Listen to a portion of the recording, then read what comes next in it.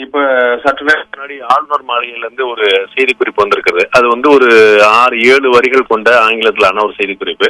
அதுல முதலமைச்சர் திரு எடப்பாடி பழனிசாமி அவர்களுடைய பரிந்துரை ஏற்று அமைச்சரவையில இலாக்கா ஒதுக்கீடுல ஒரு சிறிய மாற்றம் மேற்கொள்ளப்பட்டிருக்குன்னு சொல்லியிருக்கு. அதன் அடிப்படையில முதலமைச்சர் உங்களுக்கு அத்தனை பேருக்குமே தெரிஞ்சிருக்கும். முதலமைச்சர் இப்ப அதிகமான பணிச்சுமைகள் கொண்ட ஒரு முதலமைச்சரா இருக்கிறாரு. அதிகமான துறைகள் அவருக்கு ஒதுக்கப்பட்டிருக்கு. ஏற்கனவே இவர் நெடுஞ்சாலைத்துறையை வெறும் அமைச்சரா மட்டுமே இருந்த போது வச்சிருந்தார். அந்த நெடுஞ்சாலைத்துறையும் இவரோட தான் தொடருது. திரு பன்னீர்செல்வம் அவர்கள் முதலமைச்சர் இருந்தபோது அவர்கிட்ட நிதித்துறை இருந்தது. அதனால அந்த நிதித்துறையும் இவர்கிட்ட தான் திரு எடப்பாடி பழனிசாமி தான் தொடருது. அதே போல மறைந்த முதலமைச்சர் ஜெயலலிதா இருந்த முதல்வருக்கான பொதுத்துறை, உள்துறை இது மாதிரி விஷயங்கள் எல்லாமே அவங்கள்ட்ட தான் இருந்துச்சு. பொதுப்பணித்துறையும் திரு எடப்பாடி பழனிசாமி தான் இருந்துச்சு. இப்ப இந்த மாற்றத்துக்கு முன்னாடி வரைக்கும் நீங்கள் கவனிச்சீங்க அப்படின்னா உள்துறை, IAS, IPS, IFS இது மாதிரியான எல்லா விஷயங்கள் தொடர்பானது, பாஸ்போர்ட் உள்ளிட்ட விஷயங்கள், உள்விவகாரங்கள், பொதுப்பணித்துறை, நிதித்துறை, நெடுஞ்சாலைத்துறை இது எல்லாமே ஒரே ஒரு நபர்கிட்ட இருந்தது. அது தமிழக முதலமைச்சர் திரு எடப்பாடி பழனிசாமி அவர்கள். அப்படி மிகப்பெரிய பணிச்சுமை, யாராலுமே பார்க்க முடியாத அளவுக்கு பணிச்சுமையான ஒரு துறைகள் எல்லாமே அவர் வசம் இருந்தது. அது இல்லாம ஒரு இன்டர்ம் ஏற்பாடு தான் அப்படிங்கிறது ஏற்கனவே சொன்னா நம்ம அவர்கள் பதவியேற்ற அன்னைக்கு நம்ம சொல்லியிருந்த விஷயம். இது மாதிரி 16 பதவியேற்கும் போது சொன்ன விஷயம். இது மாதிரி அடுத்த கட்டமா நிச்சயமாக ஒரு அமைச்சரவையில மாற்றம் எதிர்பார்க்கலாம் அப்படிங்கிறது. அதற்கான ஒரு சின்ன ஏற்பாடு தான் இப்ப இலாக்கா மாற்றம். நிச்சயமா ஒரு அமைச்சரவை மாற்றம் கூட நம்ம விரைவில் எதிர்பார்க்கலாம். இது ஒரு இலாக்கா மாற்றம் தான். ஒரு ஸ்டாண்டிங் ஆர்டர் மூலமாவே ஆளுநர் அவர்கள் செஞ்சிட முடியும். பதவியேற்புகள் தேவையில்லை. ஆனா இப்ப ஏற்கனவே இப்ப சொன்னது போல அவர்கிட்ட கூடுதலாக இன்னமும் கூட நெடுஞ்சாலைத்துறை அவர்கிட்ட தான் இருக்கு, பொதுப்பணித்துறை அவர்கிட்ட தான் இருக்கு. யார்கிட்ட? முதலமைச்சர் திரு எடப்பாடி பழனிசாமி. சோ முதலமைச்சருக்கான தனித்துறைகள் இருக்கு. இது போக ஒட்டுமொத்தமான ஆட்சி நிர்வாகம் எல்லாமே சேர்ந்து அவங்க பார்க்க வேண்டியிருக்குது. அதனால இன்னமும் கூட ஒரு கூடுதலான சுமைகள் கொண்ட ஒரு முதலமைச்சராக தான் திரு எடப்பாடி பழனிசாமி இருக்கிறார். அதனால அவர்கிட்ட இருந்த நிதித்துறை இப்ப கொடுக்கப்பட்டிருக்கு. பிளஸ் நிதித்துறை மட்டும் இல்லாம திட்டமிடல் துறையும் கொடுக்கப்பட்டிருக்கு. அண்ட் சட்டசபை லெஜிஸ்லேட்டிவ் நிர்வாகம், சட்டசபை நிர்வாகம் கொடுக்கப்பட்டிருக்கு.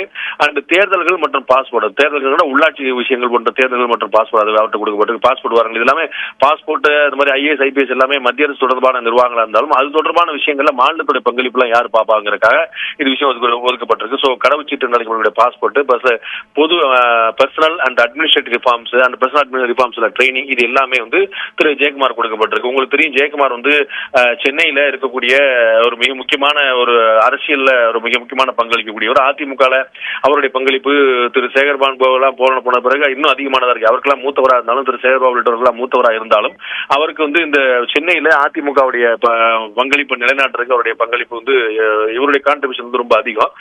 இந்த இஷ்யூல அவர் இந்த திரு பன்னீர்செல்வம் அவர்கள் பிரிஞ்சு அடுத்த கட்டமா என்ன நடக்குமோ அப்படிங்கிற ஒரு பதட்டமான நிலைமை அதிமுக இருந்த போது இவருடைய செயல்பாடு என்னவா இருக்கும் அப்படிங்கிறதும் எல்லாருக்குமே ஒரு சந்தேகம் இருந்தது. பட் ரொம்ப தெளிவா இவர் அதிமுக பொதுச்செயலாளர் திருமதி சசிகலா தரப்புல ரொம்ப ஆணித்தரமா கூடவே இருந்தார். சோ அதற்கு ஒரு நன்றி பாராட்டு விதமாக மீன்வளத்துறை மட்டுமே கொடுக்காம இப்ப கூடுதலாக மீன்வளத்துறை சேர்த்து நிதியும் கொடுக்கப்பட்டிருக்கு. சோ இப்போ ஒரு நிதித்துறை அமைச்சர், நிதி அமைச்சர் மற்றும் மீன்வளத்துறை அமைச்சர் அப்படின்னு அழைக்கப்படுவார் அப்படிங்கிறத ஆளுநர் மாளிகையோட செய்தி குறிப்பும் தெரிவிக்கிறது. இது அவருடைய புரோட்டோகாலையும் கூட மாற்றலாம். நம்ம ஏற்கனவே பார்த்திருக்கோம், சட்டசபையில தற்போது முதலமைச்சர் இருக்கிறாரு. முதலமைச்சர் திரு எடப்பாடி பழனிசாமிக்கு அடுத்ததாக திரு திண்டுக்கல் சீனிவாசன், வனத்துறை மட்டுமே வச்சிருக்கக்கூடிய திரு திண்டுக்கல் சீனிவாசன் அவர் 2ஆம் இடத்துல புரோட்டோகால்ல இருக்கிறாரு.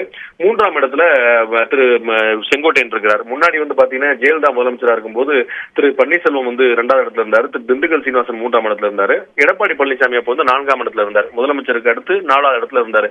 அமைச்சர்கள் வட்டியில 3ஆவது இடத்துல இருந்தார். இப்போ திரு எடப்பாடி பழனிசாமி முதலமைச்சரா இருக்கிறதுனால, திரு ஓ பன்னீர்செல்வம் வழி இருக்கிறதுனால திரு திண்டுக்கல் சீனிவாசன் புரோட்டோகால்ல 2ஆம் இடத்துல வந்திருக்கிறாரு.